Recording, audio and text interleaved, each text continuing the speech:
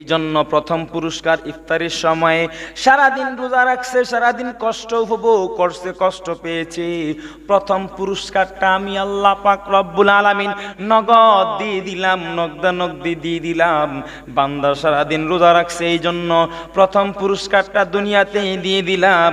আল্লাহ পাক রব্বুল আলামিন বলেন ওয়া ফারহাতুন ইনদাল লিকা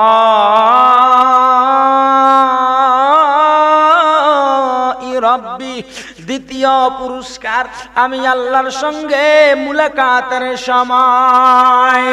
রাসূল সাল্লাল্লাহু আলাইহি ওয়াসাল্লাম বলেন, ও আমার দুনিয়ার উম্মতেরা, তোমরা পৃথিবীর জমিন থেকে যেই রকম ভাবে আসমানের পূর্ণিমার চাঁদকে দেখতে পাও, যেই রকম ভাবে সুন্দর ভাবে পূর্ণিমার চাঁদটা উদিত হয়, তার চাইতে হাজার গুণ স্পষ্ট, হাজার গুণ স্পষ্ট ভাবে তুমি তোমার রবের সঙ্গে সাক্ষাৎ করবা, মুলাকাত করবা। তোমার কাছে শ্রেষ্ঠ নিয়ামত তোমার রবের সঙ্গে সাক্ষাৎ। যেই রবকে না দেখিয়া রোজা রাখছো, যেই রবকে না দেখিয়া সিজদার পরে সিজদা দিয়েছো, 70-80 বছর জীবনের হায়াতে জিন্দেগি কাটাইছো, শুনছো রব আছে কিন্তু কখনো দেখো নাই।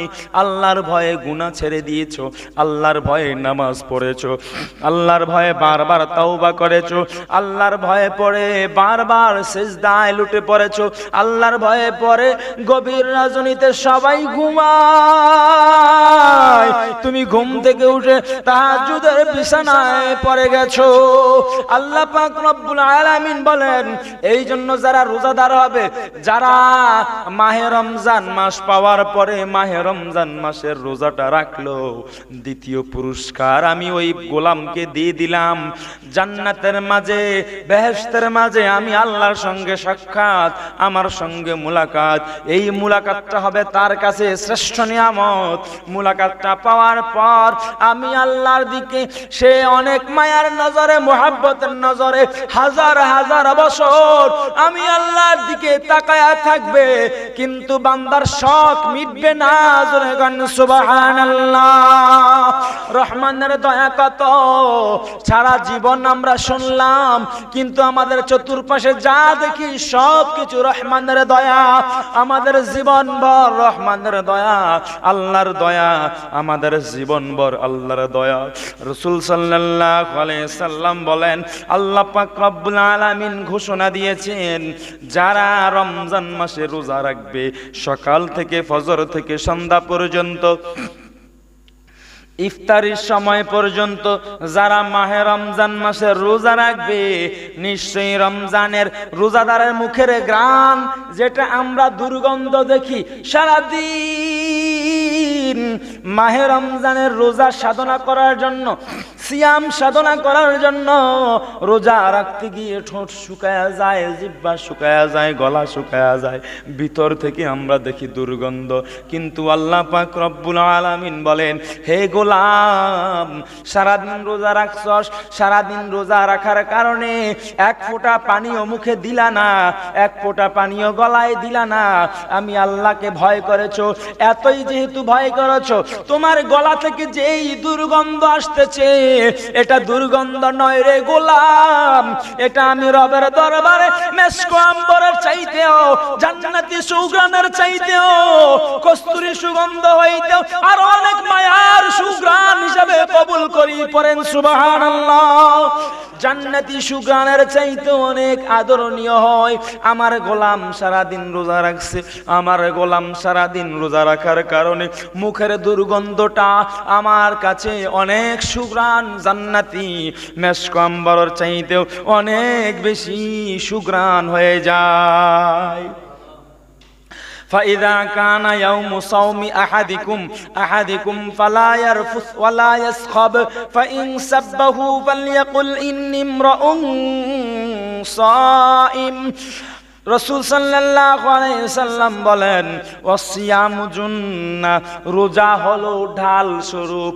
যেমন ভাবে একজন মানুষ আরেকজন শত্রুর সামনে যখন সম্মুখীন হয়ে যায়, তার কাছে যদি কোনো তলোয়ার থাকে অথবা যদি কোনো ঢালপালা থাকে, এই ঢাল দিয়ে শত্রুর সঙ্গে যেভাবে ঝাঁপিয়ে পড়ে, ঢাল দিয়ে যেভাবে শত্রুর গায়ে নিক্ষেপ করে, পায়ে নিক্ষেপ করে, হাতে নিক্ষেপ করে, মাথায় নিক্ষেপ করে, বাড়ি মারে, যেই রকম ভাবে বিপদের সময় ঢালপালা কাজ করে শত্রুর সঙ্গে মোকাবেলা করার জন্য, এইরকম ভাবে শয়তান আমাদের প্রকাশ্য শত্রু।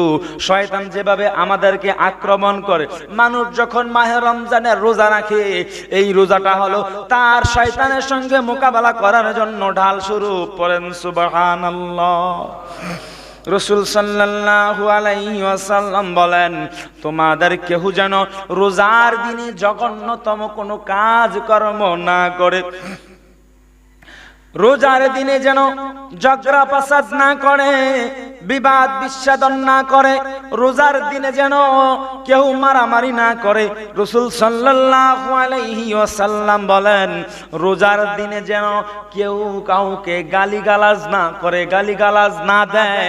রাসূল সাল্লাল্লাহু আলাইহি সাল্লাম বলেন, যদি তোমাকে কেউ গালিগালাজ করিতে চায়, তোমাকে যদি কেউ গালি দেয়, তোমার সঙ্গে খারাপ আচরণ করে, তোমার সঙ্গে যদি বদ আচরণ করে, তাকে জানায়া দাও, ও ভাই আমি রোজাদার, আমার সঙ্গে খারাপ আচরণ করো না, আমার সঙ্গে বেয়াদবি করো না, আমি একজন রোজাদার, আমার সঙ্গে খারাপ আচরণ করো না। রাসূল সাল্লাল্লাহু আলাইহি সাল্লাম বলেন, ওয়াকালা সাল্লাল্লাহু আলাইহি ওয়াসাল্লাম, লিকুল্লি শাইইন যাকাতুন ওয়া যাকাতুল জাসাদ ওয়া যাকাতুল জাসাদি লাস-সাওম। রাসূল সাল্লাল্লাহু আলাইহি সাল্লাম বলেন, প্রত্যেকটা জিনিসের এক একটা যাকাত রয়েছে। জান মালের সকল কিছু, পৃথিবীর জমিনে তোমার যত প্রকারের ধন সম্পদ আছে, সকল প্রকারের ধন সম্পদের যাকাত আছে। এইভাবে তোমাকে যে আল্লাহ পাক রব্বুল আলামিন একটা বডি দান করেছেন, হাত থেকে পা থেকে মাথা পর্যন্ত সমস্ত শরীর, এই সমস্ত শরীরের জন্য যাকাত আছে। এই যাকাতটা হলো মাহে রমজানের 30টা রোজা। মাহে রমজান মাস যখন তোমার কাছে এসে উপস্থিত হয়, মাহে রমজান মাস পাওয়ার পর তুমি মাহে রমজানের আদব রক্ষা করবা। মাহে রমজান মাস পাওয়ার পর তুমি 30টা রোজা রাখবা। এই 30টা রোজা রাখার কারণে তোমার শরীরের যাকাত হয়ে যায়, শরীরের যাকাত আদায় হয়ে যায়, আর তোমার শরীরটা সম্পূর্ণ সকল প্রকারের রোগ বিমার থেকে আল্লাহ পাক রব্বুল আলামিন পরিষ্কার করে সম্পূর্ণ সুস্থতা দান করেন। পড়েন সুবহানাল্লাহ। আর এখন অনেকের মা বাবারা বলে, বাবা তুমি রোজা রাখিও না, রোজা রাখলে তোমার স্বাস্থ্য নষ্ট হয়ে যাবে। কথা বলেন ঠিক কিনা? অনেক মায়েরা বলে, তার মেয়েকে বলে, তোমার এখনো রোজা রাখার বয়স হয়নি, অথচ 14 বছর বয়স। 14 বছর বয়স। মাঝে মাঝে অনেক ঘটকরা মাঝে মাঝে বাড়িতে লোক পাঠায়, অনেক ঘটকরা লোক পাঠায়, অথচ মায় বলতেছে এখনো রোজার বয়স হয়নি। কথা বলেন ঠিক কিনা? রোজা রাখলে শরীর নষ্ট হয়ে যাইব, স্বাস্থ্য দুর্বল হয়ে যাইব, শুকায় যাইব। বাবাই ছেলের রোজা রাখতে দেয় না। ছেলের 13 বছর বয়স, 14 বছর বয়স, ছেলে রোজা রাখতে আগ্রহী, বাবাই জোর করে রোজা ভাঙাইয়া দেয়। আব্বু তুমি রোজা রাখো না, তোমার রোজা ভেঙে ফেলো, তোমার রোজা রাখার বয়স হয় না, তুমি যখন বড় হইবা, আমার মতন বাপ হইবা, যখন বড় হইবা তখন তুমি রোজা রাখবা। জোরে কর না আউযুবিল্লাহ। এই সমস্ত কথাবার্তা যারা ছেলে মেয়ের সঙ্গে আলাপ আলোচনা করে, তারা অবশ্যই জাহান্নামের কীট। অবশ্যই তাদের ছেলে মেয়ে যখন জাহান্নামে যাবে, ছেলে মেয়ে তখন বলবে, ওগো আল্লাহ, আমার বাবা কই, আমার মা কই, আমার মা বাবাকে সামনে এনে দাও। আল্লাহ আমি রোজা রাখতে চাইছিলাম, আমার মা দেয় নাই, মা বারণ করেছে। আল্লাহ আমি নামাজ আদায় করতে চাইছিলাম, আমার আম্মু আমাকে ঘুম পাড়ায় রাখছে, বলছে এখন উঠার দরকার নাই, এখন ফজরের নামাজ পড়ার দরকার নাই, তোর এখনো ঘুম সারে নাই, স্বাস্থ্য নষ্ট হয়ে যাইব। আমার বাবা মসজিদে গেছে, নামাজ পড়ছে, যাওয়ার সময় আমাকে নিয়ে যায় নাই। আমার বাবা একা একা নামাজ পড়ছে, যাওয়ার সময় আমাকে নিয়ে যায় নাই, আমাকে নামাজের জন্য শিক্ষা দেয় নাই, নামাজের জন্য আমাকে প্রস্তাব দেয় নাই, নামাজের শিক্ষা দেয় নাই, কিভাবে নামাজ আদায় করতে হয়, কিভাবে সিজদা করতে হয়, কিভাবে রুকু করতে হয়। বাবা একা একা মসজিদে গেছে, একা একা নামাজ ছেড়ে চলে আসছে, কিন্তু আমাকে কখনো কয় নাই মসজিদে যাওয়ার জন্য। এমন কোন মা বাপ যদি থাকে তারা অবশ্যই লানতি, অবশ্যই তারা জাহান্নামী। কথা বলেন ঠিক কিনা? আল্লাহ পাক রব্বুল আলামিন আমাদের সকলকে বুঝার তৌফিক দান করুক, জোরে বলেন আমিন। কালকে হাসরের ময়দানে আপনার ছেলে মেয়ে যখন জাহান্নামী হয়ে যাইব, আপনার ছেলে মেয়ে বলবো, ও আল্লাহ, আমার মা বাবাকে আমার সামনে এনে দাও। আমার 14 বছর 12 বছর 13 বছর বয়স পর্যন্ত আমি রোজা ভাঙছি, এটা আমার গুনাহ হয় নাই, আমার মা বাবার গুনাহ হয়েছে। মা বাবা একটু চাপ দিলে, মা বাবা যদি একটু বলতো যে বাবা তুমি রোজা রাখো, তুমি রোজা না রাখলে এই ঘরে তোমার জায়গা নেই, তুমি নামাজ না পড়লে এই ঘরে তোমার জায়গা নেই, এইভাবে 2-1 দিন যদি আমার আম্মু আব্বু আমাকে শাসন করতো, তাহলে আমি রোজা রাখতাম। আমার আম্মু আব্বু আমাকে শাসন করে নাই, আম্মু আব্বুকে এদিকে আনো, তখন আপনাকে আপনার স্ত্রীকে তখন সামনে নিয়ে যাওয়া হবে, আর আপনার ছেলে মেয়ে আদরের কলিজার টুকরা আপনার গলায়, আপনার স্ত্রীর গলায় ফাড়া দিয়া জোরে চাপ দিয়া এরপরে তারা জাহান্নামের মধ্যে ঢুকবে। সুবহানাল্লাহ নি কইবেন?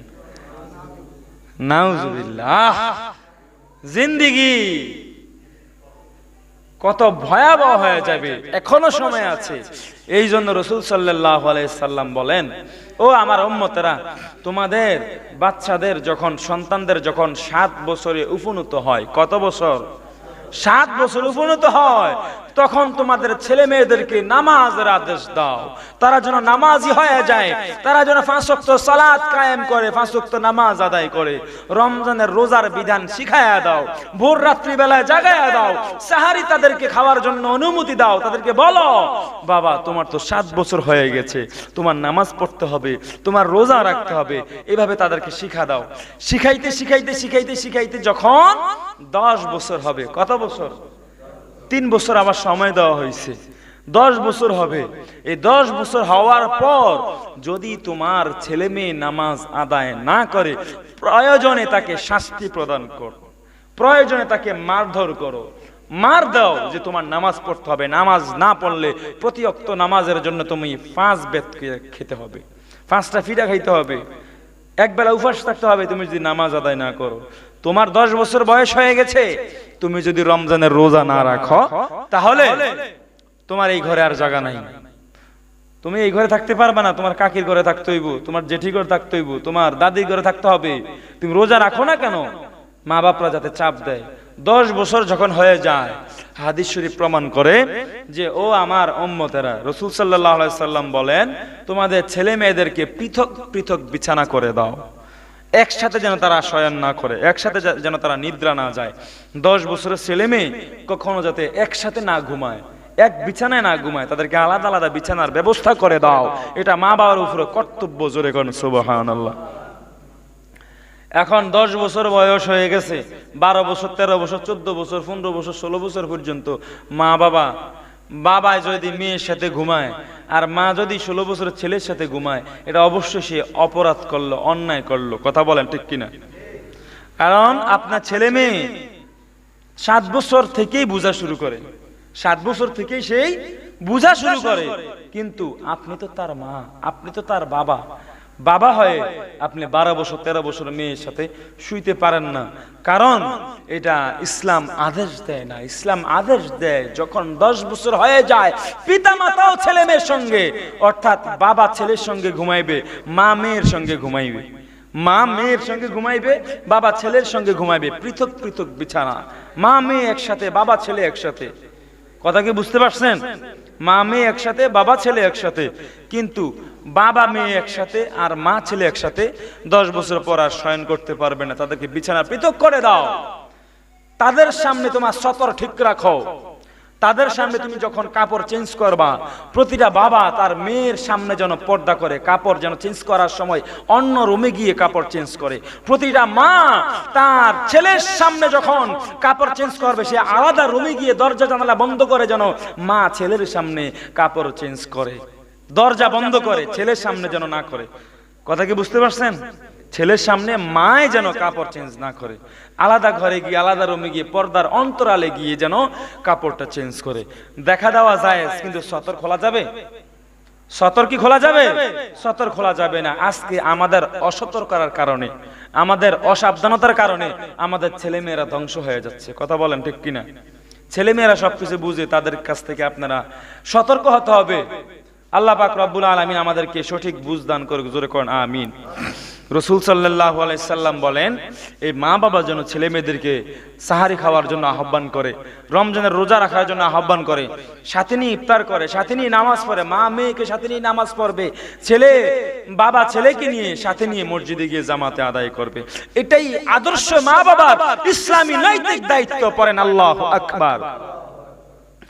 রাসূল সাল্লাল্লাহু আলাইহি সাল্লাম বলেন, ইযা কানা আউয়ালু লাইলাতিম মির রমাদান, মাহে রমজানের যেদিন প্রথম রাত্রি হয়ে যায়, ওই প্রথম রাত্রিতে আসমানের সমস্ত রহমতের দরজা ফুতিহাত আবওয়াবুস সামাই ওয়ালা ইউগলাকু মিনহা বাবুন হাত্তা ইয়াকুনা আখিরু লাইলাতিম মির রমাদান। যেদিন প্রথম রাত্র হয়ে যায়, এই প্রথম রাত্রিতে আসমানের সমস্ত রহমতের দরজাগুলো খুলে দেওয়া হয়, একটা দরজাও বন্ধ থাকে না। আসমানের সমস্ত দরজাগুলো খুলে দেওয়া হয়, একটা দরজাও বন্ধ থাকে না।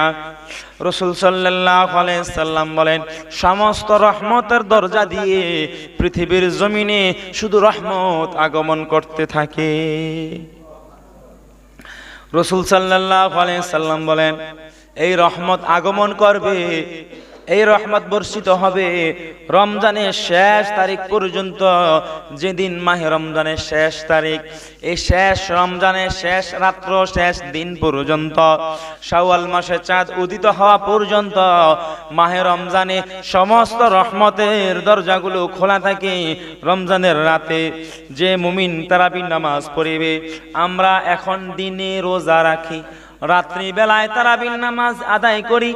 এই যে রাত্রি বেলায় তারাবির নামাজ কত কষ্ট করে আদায় করি, সারাদিন রোজা রাখার পর রাত্রি বেলায় যখন শরীরটা ক্লান্ত শ্রান্ত হয়ে যায়, যখন আরাম করতে মন চায়, যখন শরীরটা দুর্বল হয়ে যায়, হাত পা ব্যথা করে, মাজা ব্যথা করে, মাথা ঘুরায়, শরীরটা দুর্বল অনুভব হয়, চোখের মধ্যে ঘুমের ঝাঁকুনি চলে আসে, চোখের মধ্যে ঘুমের ঝাঁকুনি, মনে হয় এখন যদি শুইতে পারতাম আমি মনে হয় 4-5 ঘন্টা ঘুমাইতে পারতাম। চোখের মধ্যে নিদ্রা নিয়ে, মাথার মধ্যে টেনশন নিয়ে, শরীরের মধ্যে ক্লান্ত নিয়ে, দুর্বলতা নিয়ে বান্দা যখন মসজিদে যাবে, মসজিদে যাওয়ার পর বান্দা যখন, মুমিন বান্দারা যখন তারাবি নামাজ আদায় করবে, আল্লাহ পাক রব্বুল আলামিন ওই তারাবি নামাজের প্রতিটা সিজদার বদৌলতে তার আমলনামায় ১৫০০ সওয়াব লিখতে থাকবে। জোরে বলেন সুবহানাল্লাহ। 20 রাকাত তারাবিতে 40টা সিজদা, 20 রাকাত তারাবিতে কয়টা সিজদা? প্রতি রাকাতে 2টা, প্রতি রাকাতে 2টা, এভাবে 20 রাকাত তারাবির নামাজে 40টা সিজদা, প্রতি সিজদাতে ১৫০০, প্রতি সিজদাতে ১৫০০, প্রতি সিজদাতে ১৫০০ সওয়াব আল্লাহ পাক রব্বুল আলামিন বান্দার আমলনামায় লিখতে থাকবেন। পড়েন সুবহানাল্লাহ। সিজদাতে যদি ১৫০০ হয়, রুকুতে কয় হাজার, তাসবিতে কয় হাজার, দোয়া দরুদ শরীফ, তাশাহুদ, আত-তাহিয়াত, দোয়া মাসুরাতে কয় হাজার, এভাবে সূরাগুলোতে কয় হাজার। সাধারণত মাহে রমজান মাস ছাড়া যদি কোনো গোলাম আলিফ লাম মিম এই 3টা হরফ তেলাওয়াত করে, আল্লাহ পাক রব্বুল আলামিন বলেন ওই বান্দার আমলনামায় প্রতিটা হরফে 10 গুণ করে ওই বান্দার আমলনামায় 3 × 30টা নেকি দেওয়া হবে। এবং কি শুধু তাই নয়, আল্লাহ পাক রব্বুল আলামিন বলেন বান্দার আমলনামা 10 গুণ থেকে আমি আল্লাহ পাক রব্বুল আলামিন 700 গুণ পর্যন্ত বাড়ায় দেই। পড়েন সুবহানাল্লাহ। মাহে রমজান ছাড়া বাকি মাসগুলোতে যদি 10 গুণ থেকে 700 গুণ পর্যন্ত বাড়ায় দেওয়া হয়, তাহলে মাহে রমজান মাসে কত পরিমাণ, কোটি কোটি পরিমাণ নেকি আমাদের আমলনামায় দেওয়া হবে, তার কোনো হিসাব নাই। পড়েন সুবহানাল্লাহ। রাসূল সাল্লাল্লাহু আলাইহি সাল্লাম বলেন যারা তারাবির নামাজ আদায় করবে তাদের জন্য বেহেশতে লাল ইয়াকুত পাথরের একখানা করে বাড়ি তৈরি করা হবে। বেহেশতের মাঝে লাল ইয়াকুত পাথরের একখানা করে বাড়ি তৈরি করা হবে, যেই বাড়িখানা 60,000 দরজা থাকবে। কত হাজার? একটা বাড়ির 60,000 দরজা থাকবে। লাল ইয়াকুত মণ্ডিত স্বর্ণের এক একটি প্রাসাদ থাকিবে। যে ব্যক্তি মাহে রমজান মাস পাইয়া প্রথম দিন মাহে রমজান মাসের রোজাটা আল্লাহ সন্তুষ্টির জন্য আদায় করলো রে, ওই ব্যক্তিকে আল্লাহ পাক রব্বুল আলামিন অতীত ওই রমজান পর্যন্ত, গত বছর ওই রমজান পর্যন্ত তার জীবনের গুনাহগুলো ক্ষমা করে দিয়েছে। আল্লাহ পাক রব্বুল আলামিন রোজাদারকে কত মায়া করে, কত ভালোবাসে, কত মুহাব্বত করে। দেখুন রাসূল সাল্লাল্লাহু আলাইহি সাল্লাম বলেন, ওয়াস্তাগফার লাহু কুল্লা ইয়াউমিন ৭০,০০০ মালাকিন মিন সালাতিল গাদাতি ইলা আন তাওয়ারা বিল হিজাব। আল্লাহ পাক রব্বুল আলামিন এমন ভাবে আল্লাহ তাআলা রমজানের রোজা রাখার কারণে তার জীবনে গুনাহ ক্ষমা করিয়া দেন। শুধু তাই নয়, প্রত্যেক দিন ভোর থেকে সন্ধ্যা পর্যন্ত একজন রোজাদারের জন্য ৭০,০০০ রহমতের ফেরেশতা অবতরণ করে। আমরা যারা আজকে শুক্রবার দিন মাত্র আজকে একটা রোজা যারা রাখলাম, আজকে শুক্রবারের প্রথম রোজা, মাহে রমজানের প্রথম শুক্রবার, শুধুমাত্র আজকে রোজাটা রাখার কারণে আমাদের পিছে, আমাদের চতুর্পাশে ৭০,০০০ রহমতের ফেরেশতা আমাদেরকে বেষ্টিত করে আছে। আমাদের জন্য মাওলায়ে কারীমের দরবারে সন্ধ্যা পর্যন্ত, ইফতার হওয়া পর্যন্ত আমাদের জন্য, আমাদের মতো গুনাহগারের জন্য ওই নূরের ফেরেশতারা আল্লাহর কাছে রহমত কামনা করে, মাগফিরাত কামনা করে। জোরে কোন সুবহানাল্লাহ, জোরে কোন আল্লাহু আকবার। ফেরেশতার চাইতো মানুষের দাম কত বেশি, ফেরেশতার চাইতো মানুষের দাম কত বেশি। রহমতের ফেরেশতা, নূরের ফেরেশতারা আমাদের মতো পাপিষ্ট বান্দার পিছনে পিছনে ঘুরে আর বলে, ও আল্লাহ দেখতেছো তোমার গোলাম কিছুই খায় না, একটা দানাও মুখে দেয় না, একটা কণাও মুখে দেয় না, এক ফোঁটা পানিও মুখে দেয় না। আল্লাহ সে খাবার চাইলে খাইতে পারে, কেউ দেখবে না, তুমি আল্লাহ দেখবা, তোমার ভয়ে সে খাবারটা মুখে দেয় না। আল্লাহ বলে, যা ফেরেশতা যা, তোরা সাক্ষী হয়ে থাক, আমি আমার গোলামের জীবনের গুনাহগুলো মাফ করে দিলাম। শুধু তাই নয়, রাসূল সাল্লাল্লাহু আলাইহি সাল্লাম বলেন, যারা মাহে রমজানের রোজা রাখবে আল্লাহ পাক রব্বুল আলামিন তার জন্য, ওই রোজাদারের জন্য বেহেশতের মধ্যে একটি ছায়াদার বৃক্ষ সৃষ্টি করবেন, একটি ছায়াদার গাছ রোপণ করে দিবেন। যেই গাছ তার ছায়ায় একটা যুদ্ধের ঘোড়া যদি ৭০০ বছর পর্যন্ত দৌড়ায়, তারপর ওই গাছের ছায়াটা শেষ হবে না। জোরে কোন সুবহানাল্লাহ। وقال عليه الصلاة والسلام عرى الإسلام وقواعد الدين ثلاثة عليهن أسس الإسلام فمن ترك واحدا منهن فهو بها كافر حلال الدم شهادة أن لا إله إلا الله والصلاة المكتوبة وصوم رمضان رواه أبو يعلى।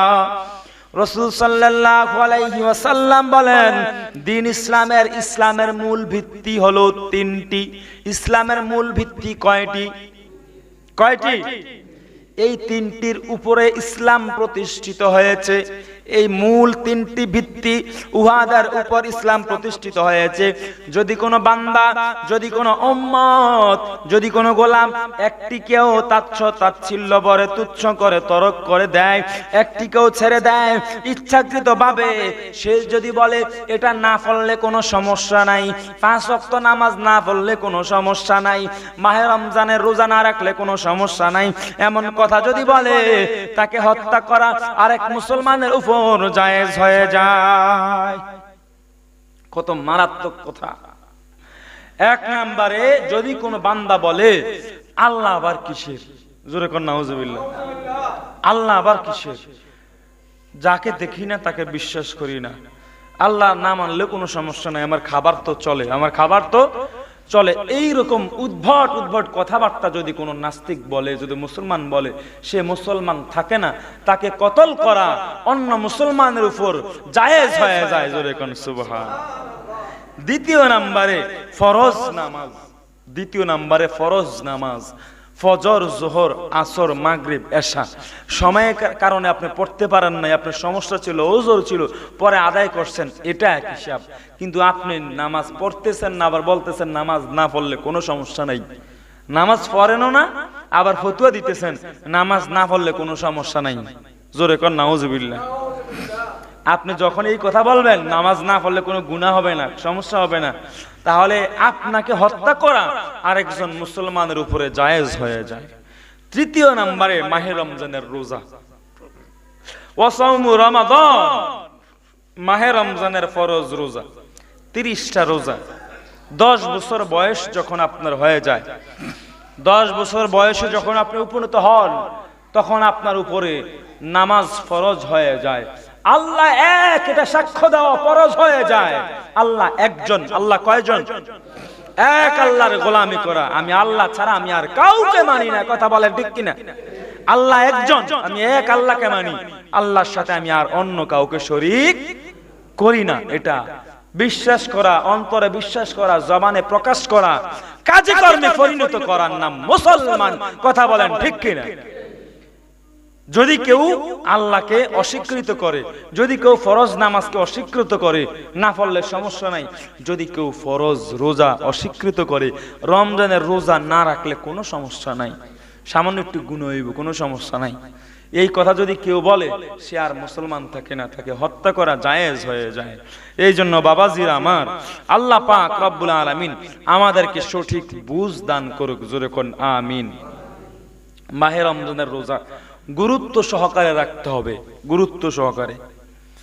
জটিল একটা প্রশ্ন, যেমন ভাবে আপনার মাহে রমজান মাসে যদি কেউ ইচ্ছাকৃতভাবে রমজানের রোজা ভেঙে ফেলছে, ইচ্ছাকৃতভাবে কোনো ওজর ছাড়া রমজানের রোজাটা ভেঙে ফেলছে, তাহলে একটা রোজা ভাঙ্গার কারণে এই রোজার কাফারা তাকে দিতে হবে 60 দিন পর্যন্ত রোজা রাখতে হবে টানা একাধার। কতদিন? কতদিন? 30 দিন টানা রোজা রাখতে সমস্যা হয়ে যায়, আর 60 দিন রাখতে কি সুবিধা হইব? কথা কি বুঝতে পারছেন নি? 30 দিন রোজা রাখতে আমাদের অসুবিধা হয়ে যায়, তো 60 দিন রোজা রাখতে কি আপনার সুবিধা হইব? 60 দিন রোজা রাখতে গিয়ে যদি কোনো মুসলমান 29টা রোজা রাখছে অথবা 59টা রোজা রাখছে, কয়টা রোজা? 59টা রোজা রাখা আবার একটা ভাঙছে, ওই আবার একটা লাগিয়া আবার 60টা টানা রোজা রাখতে হবে, অর্থাৎ টানা 60টা রোজা রাখতে হবে। এটা কাফারা। কাফারা আরবি শব্দ, যার বাংলা অর্থ জরিমানা। বাংলা অর্থ কি? জরিমানা। কাফারা আরবি শব্দ, বাংলা অর্থ হলো জরিমানা করা আপনার প্রতি। আপনি কেন রোজাটা ভাঙছেন? রোজা গুরুত্ব সহকারে দেওয়া হয়েছে, আপনার উপর ফরজ করা হয়েছে, শুধু আপনার উপরে না, আমাদের পূর্ববর্তী লোকের উপরে, পূর্ববর্তী মুসলমানদের উপরেও মাহে রমজান মাসের রোজা ফরজ ছিল। জোরে কোন সুবহানাল্লাহ। হযরত আবু হুরায়রা রাদিয়াল্লাহু তাআলা থেকে হাদিসখানা বর্ণিত, যদি কেউ এই 60টা রোজা রাখতে গিয়ে যদি আবার ভাঙে, তাকে আবার 60টা রোজা রাখতে হবে, অর্থাৎ 60টা রোজা আপনাকে রাখতেই হবে, রাখতেই হবে, রাখতেই হবে। আরেক হাদিস শরীফে আসছে, যদি কেউ মাহে রমজানে একটা রোজা ভাঙে, একটা রোজা ভাঙ্গার পর সে যদি যুগ যুগ ধরে, 2-3 যুগ, 12 বছর 1 যুগ, এরকম 2-3 যুগ ধরে যদি টানাও রোজা রাখে, ওই যে মাহে রমজান মাসে একটা রোজা ভাঙছে, ওই একটা রোজার সমপরিমাণ পূর্ণতা কখনো পাবে না। জোরে কোন সুবহানাল্লাহ। তাহলে আপনি কেন রোজাটা ভাঙলেন? আপনি রোজাটা ভাঙলেন কেন? একটু কষ্ট, সাময়িক একটু কষ্ট আপনি সহ্য করা লাগতো, সাময়িক একটু কষ্ট পাইতেন, একটু বেদনা পাইতেন, একটু সাময়িক কিছু আঘাত পাইতেন শারীরিক, কিন্তু রোজা ভাঙ্গার মতো কোনো অনুমতি তো আপনাকে দেওয়া হয় নাই। কথা বলেন ঠিক কিনা? আমার কথা কি বুঝতে পারছেন? ও এক নাস্তিক বাংলার জমিনে, নব্য নাস্তিক, নব্য আবু জাহেল, সে কইতেছে আপনি রোজা টোজা কিছু নাই, রোজা কেন রাখবেন? রোজা কি লেগে রাখবেন আপনি? আপনি যে রোজা রাখতেছেন, আপনার চোখে কষ্ট পাইতেছে, আপনি ফেটাই ভিতরে সিরকিরিমি কষ্ট পাইতেছে। জোরে কেন নাউজুবিল্লাহ। আপনি যে রোজা রাখতেছেন, রোজা রাখতে গিয়ে আপনার ফ্যাটের ভিতরে যে পোকামাকড় আছে, সিরকিরিমি আছে, সিরকিরিমি কষ্ট পাইতেছে। সৃষ্টিকে কষ্ট দেওয়া এটা কোনো সৃষ্টির কাজ না।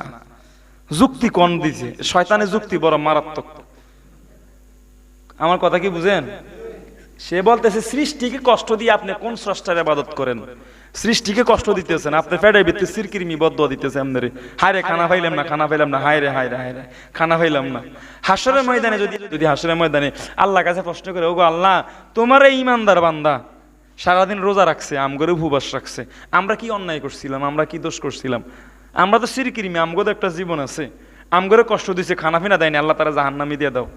আল্লাহ তো তোমরা জাহান্নামি দিয়ে দেবে। জোরে কর নাউজুবিল্লাহ।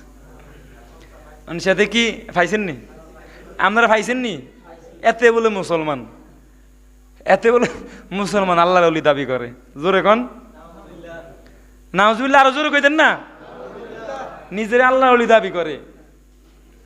কত বড় কাফের হইলে সে এই কথা বলতে পারে? যুক্তি কি ভালো না খারাপ? বুদ্ধিটা ভালো দেখাইছে, দেখাইছে ভালো, আসলে খারাপ। কথা কন ঠিক কিনা? সবাইকে আপনার একমত নিয়ে এই কথার লগে? সবাই একমত নি? ফ্যাডের ভিতরে সিরকিরিমি কষ্ট পাইব, পোকামাকড় কষ্ট পাইব, খাদ্য নালি কষ্ট পাইব, এর লাইগা সে রোজা রাখতো না। এত বড় জাহেল, এত বড় মূর্খ আবু জাহেল, তার কারণে মানুষ পথভ্রষ্ট হয়। কথা বলেন। সে যে এই সমস্ত কথাবার্তাগুলো সাংবাদিকের সামনে বলতে আছে, আবার নিজের শ্রেষ্ঠ মুমিন দাবি করে, ইমানদার দাবি করে, তার জন্য মানুষ মুসলমানেরা পথভ্রষ্ট হচ্ছে। এই সমস্ত কাফের থেকে সাবধান, এই সমস্ত দাজ্জাল থেকে সাবধান। তারা 1 নাম্বার নব্য দাজ্জাল। দাজ্জাল না হইলে এই সমস্ত কথাবার্তা তাদের মুখ দিয়ে আসতে পারে না। রাস্তা দিয়ে সুন্দরী নারী যাইতেছে, আপনি তাকায়া থাকবেন। এ কাফের কয় ওলি ওলি ওলি। সে কয় রাস্তা দিয়ে সুন্দরী নারী যায়, আপনি তাকায়া থাকবেন, তাকাইয়া থাকবেন। আল্লাহ কত সুন্দর করে বানাইছে, আল্লাহ কত সুন্দর করে বানাইছে, আপনি তাকায়া থাকুনের লাইগা। জোরে কর নাউজুবিল্লাহ। আপনি যদি তাকায় না থাকেন, কালকে হাসরের মাঠে আপনি কি জবাব দিবেন? আল্লাহ কইবে, এত সুন্দর সুন্দর নারী বানাইলাম, এত সুন্দর সুন্দর সৃষ্টি করলাম, তুই যে চাইলি না। আমি আল্লাহ স্রষ্টায় এত সুন্দর সৃষ্টির রূপ দিছি, তুমি চাইলা না কেন? কথা কি বুঝতে পারছেন নি? এই সমস্ত জাহেল থেকে, এই সমস্ত ফাসেক থেকে, এই সমস্ত কাফের থেকে সে বাংলার বর্তমানে শ্রেষ্ঠ কাফের। কথা বলেন ঠিক কিনা? বাংলাদেশের বর্তমানে শ্রেষ্ঠ কাফের। ফরজ বিধান নিয়ে, ফরদার মতো ফরজ বিধান নিয়ে যে তামাশা করে, নামাজের মতো ফরজ বিধান নিয়ে তামাশা করে, রোজার মতো প্রথম রোজার মতো এত বড় ফরজ বিধান নিয়ে তামাশা করে, তাকে হত্যা করা বর্তমানে বাংলার জমিনে প্রতিটা মুসলমানের উপরে ফরজ হয়ে গেছে। কথা বলেন ঠিক কিনা? প্রতিটা মুসলমানের উপরে তাকে হত্যা করা ফরজ। এক একটা ফরজ বিধান সে লাড়ার জন্য চেষ্টা করতেছে, কোরআনের আইন সে কাটার জন্য চেষ্টা করতেছে। আল্লাহ আমাদেরকে, আমাদের মতো সরল মনা মুসলমানদেরকে হেফাজত করুক। জোরে কোন আমিন। ওয়া মা আলাইনা ইল্লাল বালাগ। আসসালামু আলাইকুম ওয়া রাহমাতুল্লাহি ওয়া বারাকাতুহু।